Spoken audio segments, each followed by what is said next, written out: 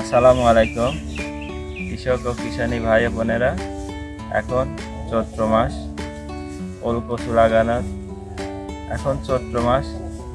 ওল লাগানোর এখনই উপযুক্ত সময়। এখানে আপনারা দেখতে পাচ্ছেন ওলের জমি প্রস্তুত করা হচ্ছে। দর্শক ভাই ও বোনেরা, আপনারা দেখতে পাচ্ছেন 2.5 হাত বাই 2.5 হাত পর পর গর্ত করা হয়েছে, অর্থাৎ 2.5 হাত পর পর লাইন এবং 2.5 হাত পর পর একটি করে ওলের চারা রোপণ করা হবে। সেই ধারাবাহিকতায় আজকে গর্তে সার প্রয়োগ করে জমি প্রস্তুত করা হচ্ছে। আসসালামু আলাইকুম।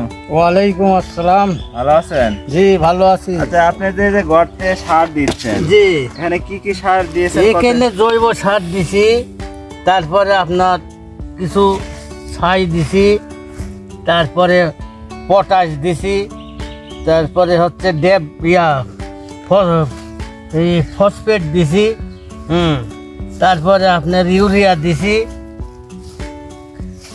এসব সার দেওয়া হয়েছে। এখানে প্রত্যেকটা গর্তে মোটামুটি 5 কেজি জৈব সার প্রয়োগ করা হয়েছে।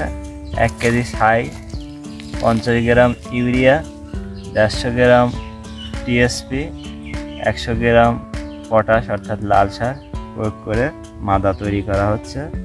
এই মাদাটা আজকে সার প্রয়োগ করার পরে সুন্দরভাবে মাটিতে মিক্সার করে রেখে দেওয়া হবে এবং 1 সপ্তাহ পরে ওলের চারা রোপণ করা হবে।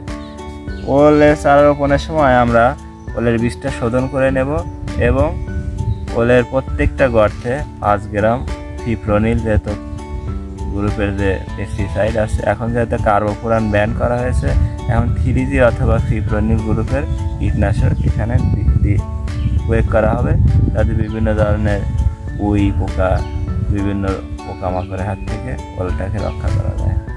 এই ধারাবাহিকতায় আজকে জমি প্রস্তুত করা হচ্ছে। এখানে 350টি গর্ত আছে এবং প্রত্যেকটি গর্তে সুন্দরভাবে সার প্রস্তুত করে রাখা হচ্ছে। আগামীতে আমরা চারাটি রোপণ করে দেব। ধন্যবাদ। আসসালামু আলাইকুম।